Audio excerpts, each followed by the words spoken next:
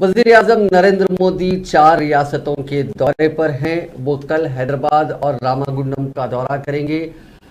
हैदराबाद में वो बीजेपी के कारकुनों के एक इजलास को बेगमपेट एयरपोर्ट पर खिताब करेंगे। इसके बाद वो रामागुंडम फर्टिलाइजर्स कंपनी लिमिटेड के भारत यूरिया प्लांट को कौम के नाम वक्फ करेंगे। इसके अलावा कई हाईवेज के कामों का भी वज़ीर आज़म के हाथों इफ्तिताह अमल में आएगा। इसमें Bhadrachalam road, Sathupalli new railway line शामिल है। इसके अलावा रामागुंडम में वो एक पब्लिक मीटिंग से भी खिताब करेंगे। रियासती हुक्काम ने वज़ीर आज़म के दौरे के लिए बड़े पैमाने पर तैयारियां की हैं, कई सिक्योरिटी इंतजाम किए हैं। हैदराबाद में कई सड़कों पर ट्रैफिक रेस्ट्रिक्शंस, खासकर वो सड़कें जो बेगमपेट एयरपोर्ट की तरफ जाती हैं, उन सड़कों पर तहदीदात आयद की गई हैं। वज़ीर आज़म ने RFCL का 2016 में उसका फाउंडेशन स्टोन रखा था।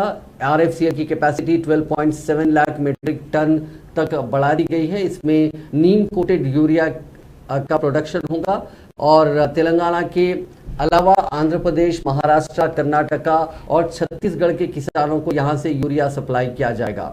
भद्राचलम रोड सत्तुपल्ली स्टेशन की तामीर करीब 1000 करोड़ की लागत से मुकम्मिल की गई है।